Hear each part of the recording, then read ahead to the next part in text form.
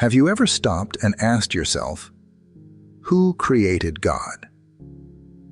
I mean, we live in a universe where everything has a cause. You were born because your parents existed. A tree grows because a seed was planted. A house stands because someone built it. Everything we see, touch, and experience seems to have a beginning, a source, a creator. So if everything needs a cause, shouldn't God have one too? If God created the universe, then who created God? That's the question that has made atheists feel victorious and left believers stuttering for centuries. Maybe you've asked it yourself. Maybe you've even wrestled with doubt because of it. But here's the truth. This question is based on a flawed assumption. It assumes God is just like everything else in this universe, trapped in time, bound by rules, needing a cause. And that's the mistake. God is not like everything else. He is not part of creation. He is outside of it. He is the reason everything exists, but he himself never began to exist. Let that sink in. If God had a creator, then his creator would be God. And if that God had a creator, then that creator would be God. Eventually, we'd be stuck in an endless cycle with no final answer. That doesn't work. There has to be an ultimate, uncaused source. That's exactly what God is. The Bible says in Psalm 90.2, "From everlasting to everlasting, you are God." That means before time, before space, before a single atom existed, God already was. He is the uncreated creator. So the real question isn't, who created God? The real question is, are you willing to accept a God beyond human limits? Because if God is real, then we're not just cosmic accidents. We're not meaningless particles floating through time. We were created, designed, known, loved. And that changes everything. Part 1. The question itself. Think about it. Why do we even ask? Who created God? It's because we live in a world where everything has a cause. That's how our minds work. A child is born because two parents came together. A car moves because someone built it and turned the key. A building stands because someone laid its foundation. Everything we know depends on something else. So naturally, we apply the same logic to God. But here's where we hit a wall. God isn't like everything else. You see, this question assumes God is just another being inside this universe, bound by time, space, and cause and effect. But God is not a part of the system. He is the reason the system exists. He is outside of it, beyond it, independent from it. Let me put it this way. Imagine you're playing a video game. The characters inside the game have rules. They are bound by gravity, by time, by the code that runs their world. But the person playing the game, the one who programmed it, they are outside of those rules. They exist beyond the game. That's God. He is not in the game. He made the game.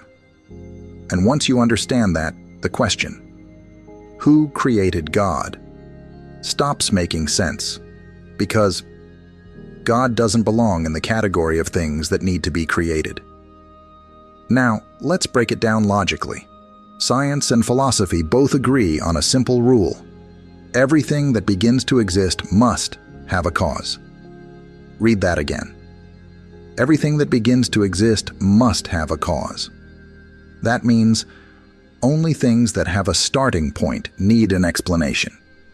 You, me, the universe, we all began to exist. There was a time when we weren't here and then we were. But God, God never began to exist. He was never caused by something else. He has always been. That's why asking, who created God, is like asking, what caused something that was never caused? It's a contradiction. It doesn't make sense. Think of it this way. If you see a train moving, you assume it was pushed by something, a locomotive at the front. But what if you keep going back and back and back, expecting to find something before the locomotive? Eventually, you'll realize there has to be a starting point. God is that starting point. He is the Pamai, first uncaused cause, the reason anything exists at all. Now, some people say, that's just blind faith. No, it's not. It's the only logical answer, because the alternative is believing in an endless chain of causes with no beginning, and that's not logical. That's impossible. So let me ask you, which makes more sense? A universe that somehow exists without reason, or a God who has always existed, beyond time, as the ultimate source of everything? I think you already know the answer. Part 2. Understanding the nature of God. Let's get something straight. God is eternal. He has no beginning, no end. He simply is. That's not just a philosophical idea. It's what God himself declares. Look at Psalm 90. Before the mountains were born, or you brought forth the whole world, from everlasting to everlasting, you are God. That means before there was time, space, or a single atom, God already existed. Now I know that's hard to grasp because everything we know has a starting point. But that's exactly why God is different. He is not part of creation. He is outside of it. In Revelation 1:8, God says, I am the Alpha and the Omega, the beginning and the end. That means he didn't come from anywhere, because he was never not there to begin with.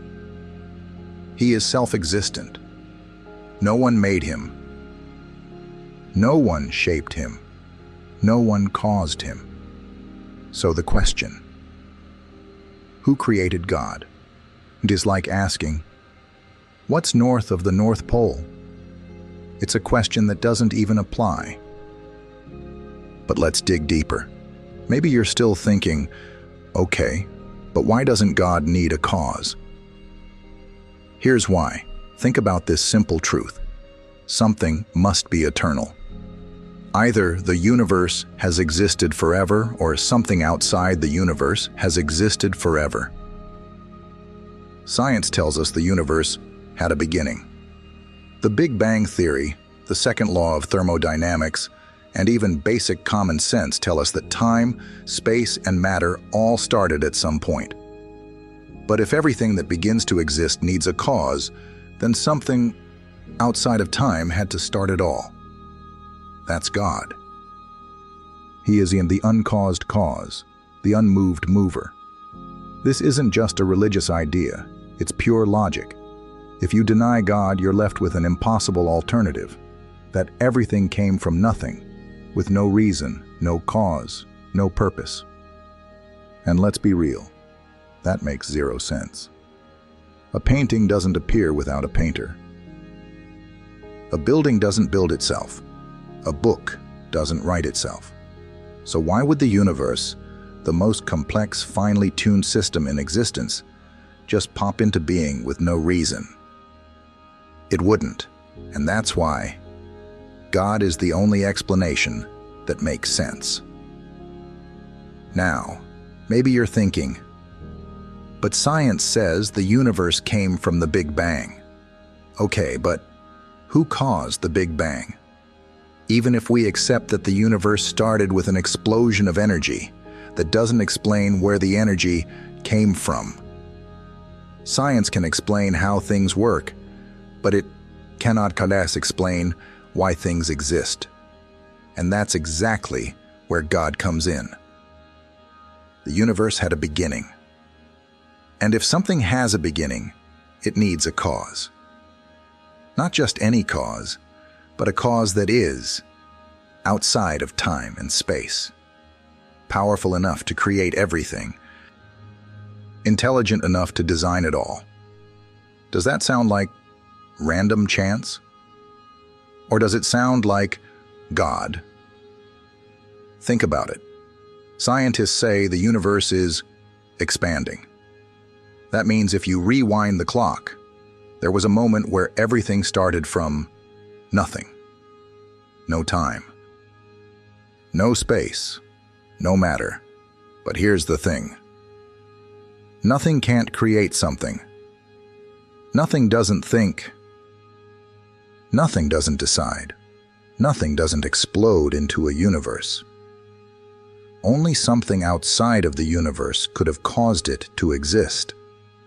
That's why Genesis 1:1 makes so much sense. In the beginning, God created the heavens and the earth.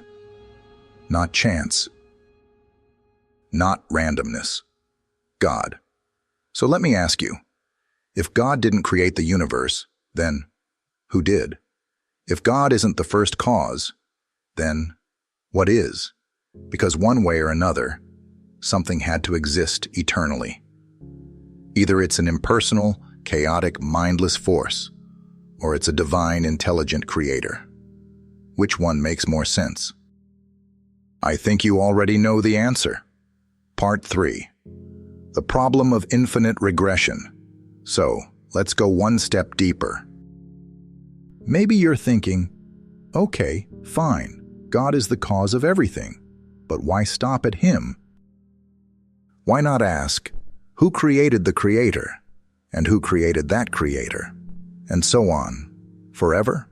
This is called infinite regression. The idea that there's an endless chain of causes stretching back forever. At first, it might sound like a reasonable idea, but here's the problem.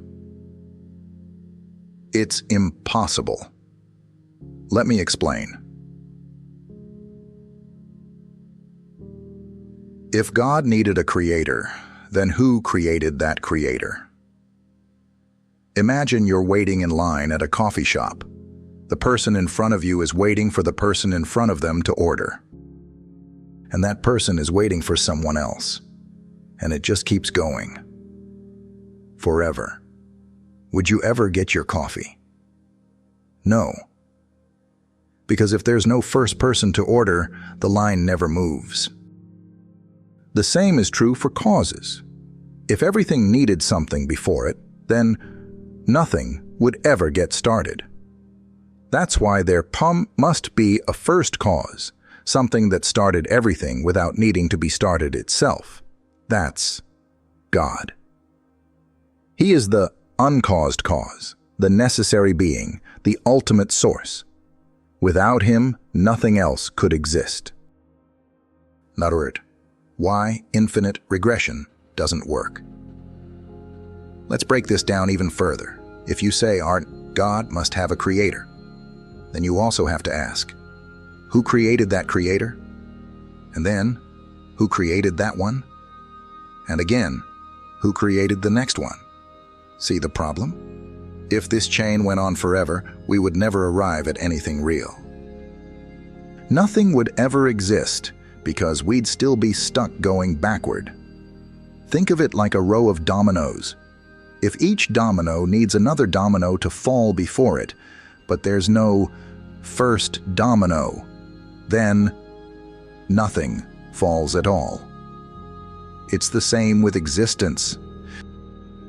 If there is no first, uncaused cause, nothing would exist. And yet, here we are. That means something has to be eternal. Something had to be first. And that something can't be the universe, because it had a beginning. It can't be an endless chain of causes, because that's impossible. That means it must be God. What atheism gets wrong about this question? Now, let's address the skeptics. Some atheists say, well, if everything needs a cause, then God needs a cause too. Sounds logical, right? Except it completely misunderstands the argument. We never said everything needs a cause. We said everything that begins to exist needs a cause. God never began. That's the difference. He has always existed. That's what makes him God. So when someone asks, who created God?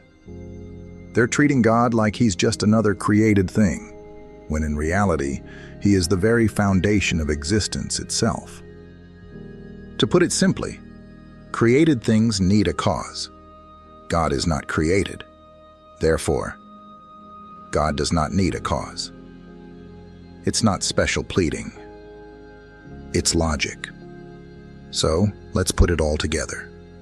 If the universe had a beginning, it must have a cause. That cause must be outside of time, space, and matter. That cause must be eternal, powerful, and intelligent. That cause cannot be part of an infinite regression. That leaves us with only one answer: God. An uncaused, eternal creator is the only explanation that actually works. Not an endless chain of causes, not random chance, not an accidental explosion of nothing. Only God. Now here's where it gets personal. If God is real, if he truly is the eternal, uncaused creator, then your life is not an accident. You were made by a God who has no beginning and no end. A God who exists beyond time, yet cares about you. This isn't just a philosophical debate. It's about your purpose, your meaning, your destiny. So the next time someone asks, who created God? You'll know exactly what to say. No one. Because only something outside of time could create time. Only something beyond existence could cause existence. And that something is God. And that changes everything. Part 4. How Christianity answers this. Here's something mind-blowing. God doesn't just exist. He exists by his own power. He doesn't rely on anyone. He doesn't need a creator. He doesn't depend on something before him. He simply is. This is called aseity, a word that means self-existence. God is the only being in all of reality who can say, I exist because I exist. That's exactly what he told Moses in Exodus 3:14. I am who I am. Not, I was created by something else. Not, I came into being at some point. Not, I evolved from another God. Just, I am. No beginning, no cause, no external source. Think about it. You and I, we are dependent. We need food. We need oxygen. We need time, space, and energy to even function. But God? He needs nothing. He depends on nothing. He is the source of all things, but is not sourced by anything. That's the God of the Bible. Now let's go even deeper. If you ask, who created God? You're assuming he exists inside of time, like he's just another being in this universe, waiting for his turn to be created. But here's the problem. God is not inside time. He created time. That means he doesn't experience a before or after like we do. There was never a moment when he wasn't, and then suddenly was. To him, everything, past, present, future, exists at once. Isaiah 46:9-10 says, I am God, and there is no other. I am God, and there is none like me. I make known the end from the beginning, from ancient times, what is still to come. Let me give you an example. Imagine you're standing on a street watching a parade. You see only one part at a time. The marching band, then the dancers, then the floats. But imagine if you were watching the same parade from a helicopter. From up there, you could see the beginning, middle, and end, all at once. That's how God sees time. He is above it, beyond it, outside of it. So asking, who created God? Is like asking, who created the thing that exists outside of creation? It doesn't make sense. Maybe you're thinking, okay, but what if there are multiple gods? Couldn't there be several eternal beings? Good question. The answer, no. Here's why. If there were multiple eternal beings, then they would limit each other. They would be competing for power, control, and influence. And if something is limited, then it's not truly infinite. That's why there can only be one true eternal God. The Bible makes it clear in Isaiah 44:6. I am the first, and I am the last. Apart from me, there is no God. Every other so-called God in history had a beginning. They were created by people, myths, or false religions. But the God of the Bible, he has no beginning. He simply is. That's why he is the only one worthy of worship. Let's make this personal. What does all of this mean for you? Why should you care that God is uncreated, eternal, and self-existent? Because it means your life has purpose. If God were just another created being, then he'd be no better than us. Just another piece of the puzzle, not the source of it all. But because he is eternal, he is in control. That means you are not an accident. You were created by an eternal God who designed you with purpose. Your life has meaning. If God is real, then so is your destiny, your calling, your eternity. You can trust him. A God who never began and will never end is the only foundation strong enough to hold your life. And here's the most incredible part. This eternal, uncaused Creator wants to know you. Not just as an idea, not just as a theological concept, but more personally. The most amazing truth in the Bible isn't just that God exists. It's that this eternal, limitless, self-sufficient God chose to step into our world to save us. John 1:14 says, "The Word became flesh and made his dwelling among us." That's Jesus. God stepping into time. God entering his own creation. God making himself known so that we could know him. And why did he do it? Because he loves you. Because he didn't just create the universe. He created you. And he doesn't just exist outside of time. He stepped into time to bring you back to him. That's the gospel. That's the reason this question matters. So let's bring it home. If someone asks you, who created God? Now you know the answer. No one. Because he is eternal, uncaused, and self-existent. He is the source of everything. And that means your life is not random. Your existence is not a mistake. You were made by a God who has no beginning and no end. A God who created the universe, on purpose, for a purpose. And that includes you. So the real question isn't who created God. The real question is, what will you do with the God who created you? Part 5. Why this matters for you. So we've answered the question. No one created God because he is eternal. He exists outside of time, space, and everything we understand. But now comes the real question. What does that mean for you? Because this isn't just a debate about philosophy. This isn't just about proving a point.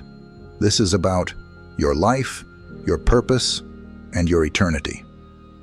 If God is real, and He is, then that means you are not here by accident. That changes everything. If you were just a random collection of atoms, if the universe was just a cosmic accident, if life had no ultimate source, then guess what? Nothing matters. Your hopes, your dreams, your relationships, it's all meaningless. Without God, we're just molecules floating in space, destined to return to nothing. But because God is real, you were made on purpose. You have a reason for being here. You are not a mistake. That means your life has value. More than that, your life has eternal significance. You are not just a body. You are a soul, and that soul was created by an eternal God who wants you to know Him. Think about it. If God created everything, including you, then it means He has a plan for you. You are part of something bigger than yourself. And here's where it gets even better. The eternal God who created the universe wants to know you. That's the whole reason Jesus came.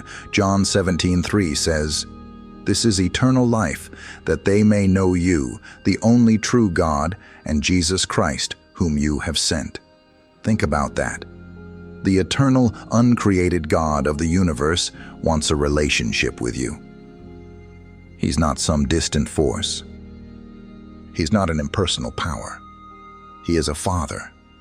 He is a Savior. He is love, and He proved it by stepping into time, by coming to earth as Jesus, by dying on a cross, by making a way for you to be with Him forever. This isn't just head knowledge. This is the most important truth in the world. So now, you have a choice. You can live as if God doesn't exist, as if life is meaningless, as if you're just an accident, as if your purpose is to just survive and then disappear.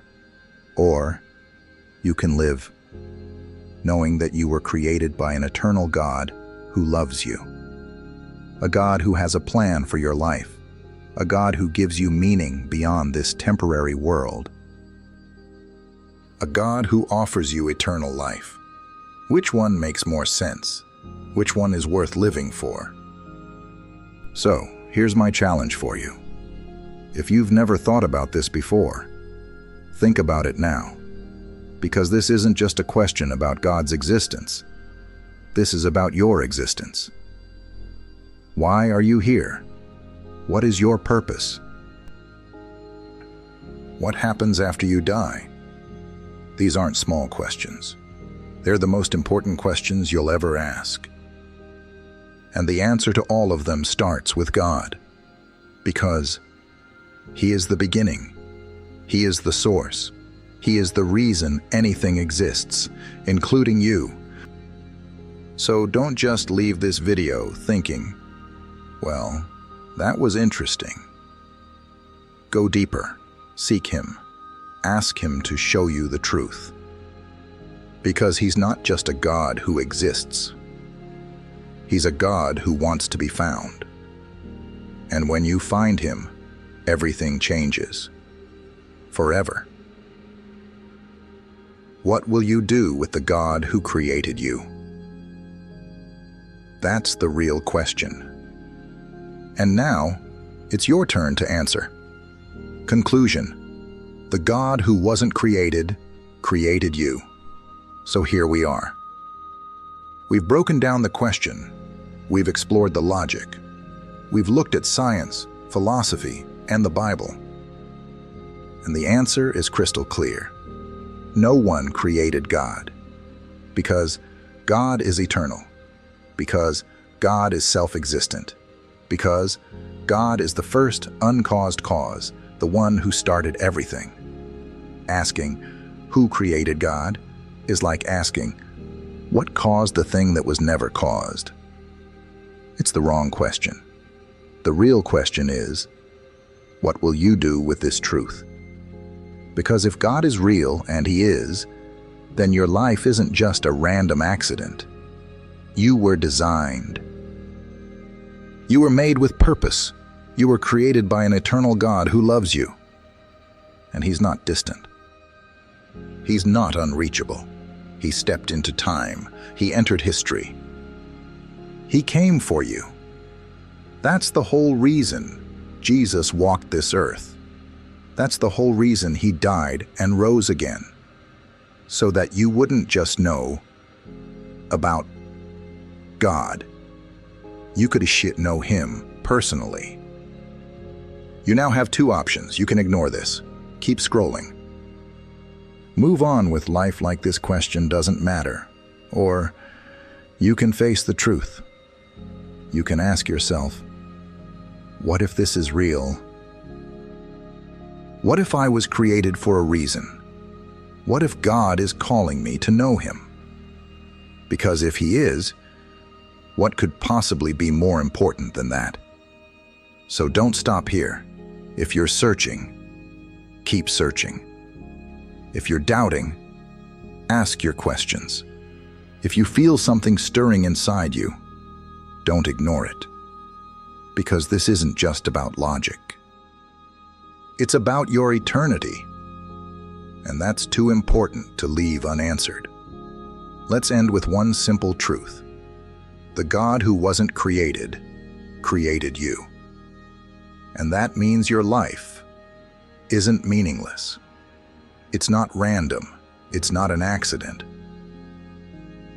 You were made by a God who has no beginning and no end. A God who knows you. A God who loves you. And now, He's waiting for you to seek Him. The question is, will you?